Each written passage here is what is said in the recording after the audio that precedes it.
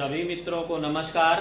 सर्वप्रथम माता भगवती को प्रणाम करते हुए, परम पूज्य गुरुदेव को प्रणाम करते हुए आज की वार्ता का प्रारंभ करूंगा। मित्रों, आज इस कुंडली के बारे में आप लोगों से मैं चर्चा करूंगा। ये कुंडली एक ऐसे जातक की है जिसने बड़े धूमधाम के साथ प्रेम विवाह किया। जिसके साथ प्रेम करता था उसी के साथ विवाह किया। 4 वर्ष तक खूब सुखपूर्वक विदेश घूमा।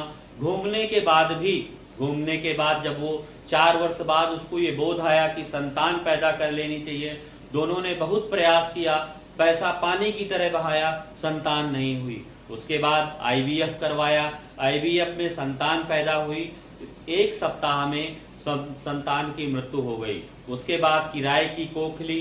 किराए की कोख में भी संतान पैदा हुई। वो भी 1 वर्ष से ज्यादा जीवित नहीं रही। उसके बाद किसी गरीब रिश्तेदार का पुत्र गोद लिया गया।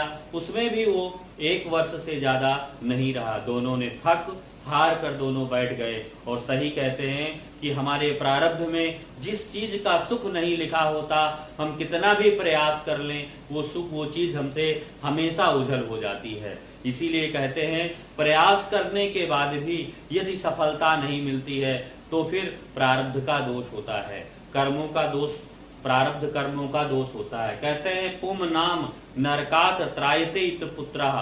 संतान जो होती है वही आगे बुढ़ापे में सहारा बनती है, वही परिवार की परंपरा को आगे बढ़ाने वाली होती है।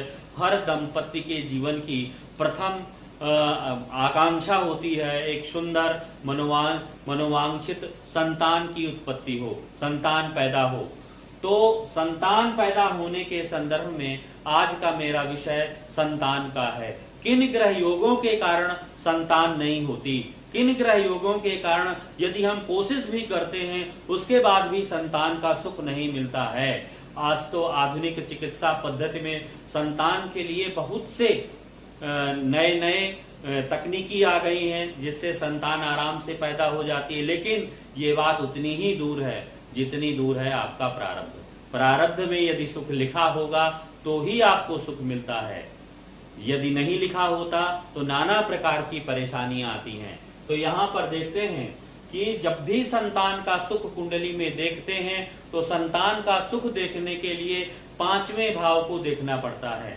लग्न लग्नेश, 5वें भाव का स्वामी, 5वें भाव का कारक संतान के, और 5वें भाव पर बैठे ग्रह, 5वें भाव पर दृष्टि डालने वाले ग्रह संतान के विषय में बताते हैं।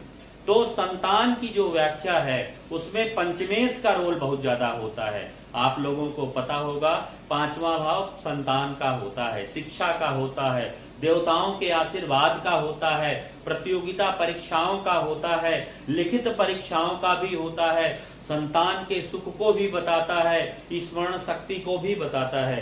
तो 5वां भाव, जिस कुंडली में 5वें भाव का स्वामी कमजोर हो, पीड़ित हो, 6, 8, 12 भाव में बैठा हो तो संतान सुख की अपेक्षा नहीं की जा सकती। संतान सुख में विलंब होगा। यदि पंचमेश के अलावा संतान का कारक सूर्य होता है, नाड़ी ज्योतिष में हमारे ऋषियों ने संतान का कारक सूर्य को माना है। सूर्य यदि कमजोर हो, पीड़ित हो, 6, 8, 12 भाव के ग्रहों से 12 भाव के स्वामियों के साथ बैठा हो, यदि सूर्य पर राहु केतु का प्रभाव हो तो भी संतान की पीड़ा होती है। यदि 7वें पंचम भाव पर राहु केतु का प्रभाव होता है तो भी संतान से संबंधित समस्या होती है। इसके अलावा सबसे महत्वपूर्ण ये होता है कि चौथा भाव और चंद्रमा को भी देखा जाता है। चंद्रमा गर्भ का कारक होता है। चौथा भाव भी गर्भ के सुख के बारे में बताता है। इसीलिए चतुर्थ भाव और चंद्रमा को भी देखना चाहिए। अब यहाँ पर इस कुंडली में ध्यान से देखिए, इस कुंडली में क्या है, वृश्चिक लग्न की कुंडली है। केंद्र पर केतु, सूर्य और बुध दोनों बैठे हुए हैं। वृश्चिक लग्न की कुंडली में सबसे बदमाश ग्रह अगर होता है तो बुध होता है। क्यों होता है? बुध 8वें भाव का स्वामी होता है और एकादश भाव का स्वामी होता है। 2 अनिष्ट भावों का स्वामी शैतान प्रेत के समान होता है, राक्षस के समान होता है। जिस जगह पर बैठेगा, जिस जगह पर दृष्टि डालेगा, उस जगह के सुख को नष्ट कर देता है, कमजोर कर देता है, बलहीन कर देता है, पीड़ित कर देता है। उस भाव के फलों में प्राप्त करने के लिए भागीरथ प्रयत्न करना पड़ता है। यदि 3 और 8 भाव का स्वामी, एकादश और अष्टम भाव का स्वामी यदि बैठ जाए, पंचम भाव को देख ले 5वें भाव के स्वामी के साथ, या 5वें भाव का नैसर्गिक कारक सूर्य को के साथ बैठ जाए, तो काफी नुकसान होता है। इस कुंडली में बुध जो है अष्टमेश है और एकादशेश है, लग्न पर बैठा है, इसलिए बुध यहाँ पर क्या हो गया, सबसे ज्यादा कम नुकसान पहुंचाने वाला ग्रह हुआ। बुध बुध वृश्चिक राशि में बैठा है, मतलब ये कह सकते हैं करेला ऊपर से नीम चढ़ा। वृश्चिक राशि जो होती है मृत्यु की राशि होती है, दुखों की राशि होती है, शमशान की राशि होती है, युद्ध की राशि होती है, उत्पात की राशि होती है। यदि वृश्चिक राशि पर बुध बैठ गया और उसके साथ केतु के साथ बैठ गया, तो सूर्य भी यहाँ पर बहुत मदद बुध की नहीं कर पा रहा है, इसलिए बुध की स्थिति कमजोर हो गई। बुध का प्रभाव केतु ने ले लिया।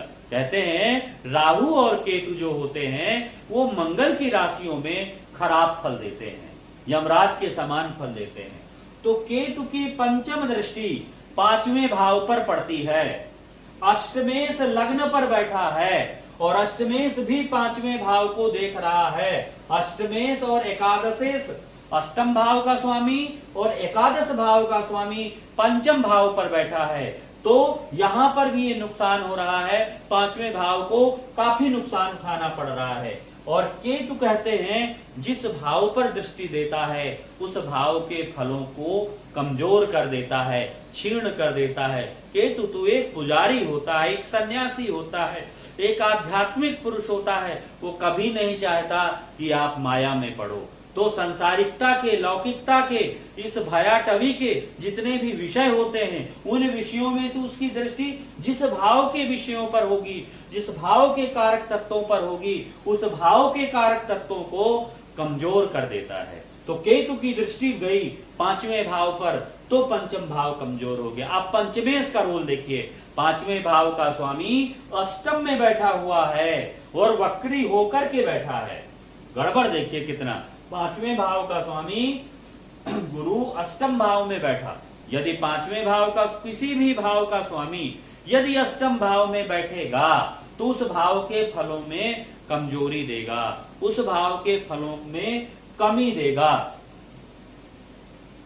अब इसके बाद क्या करेंगे, यदि पंचम भाव का स्वामी वक्री है तो फिर और भी कमजोर हो गया।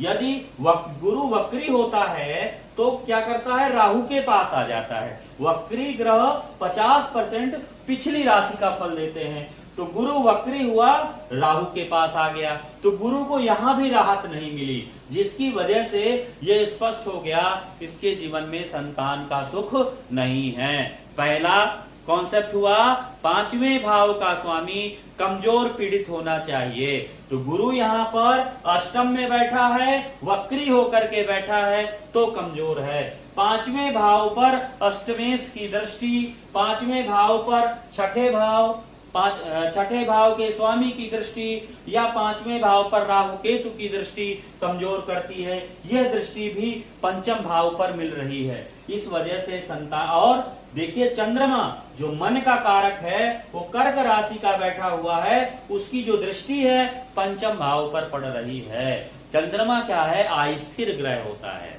जिस भाव पर बैठ जाता है उस भाव के फलों में अस्थिरता भी कर देता है। तो चंद्रमा क्या है, अस्थिर, पंचम भाव को देख रहा है तो पंचम भाव के फलों में स्थिरता नहीं दी। चंद्रमा क्या करता है, जल्दी जल्दी बदलता है, कला बदलता है, विश्वास का योग्य नहीं होता, विश्वास के योग्य नहीं होता है। इसलिए यहाँ पर ये कह सकते हैं कि पंचम भाव के फलों में फलों की प्राप्ति होगी कि नहीं होगी, इस पे डाउट रहेगा। चंद्रमा मन और कल्पनाओं का स्वामी है, और चंद्रमा और केतु ने और बुध चंद्रमा ने मिल करके इसको नाना प्रकार की संतान प्राप्ति की नाना प्रकार की योजनाओं में उलझाए रखा। मंगल आकर के, मंगल का प्रभाव छठे भाव पर आता है, और मंगल और केतु ने मिलकर के इसको संतान का सुख देने में बाधा दी, संतान का सुख नहीं दिया। जितना जो भी मिला वो सब नष्ट हो गया।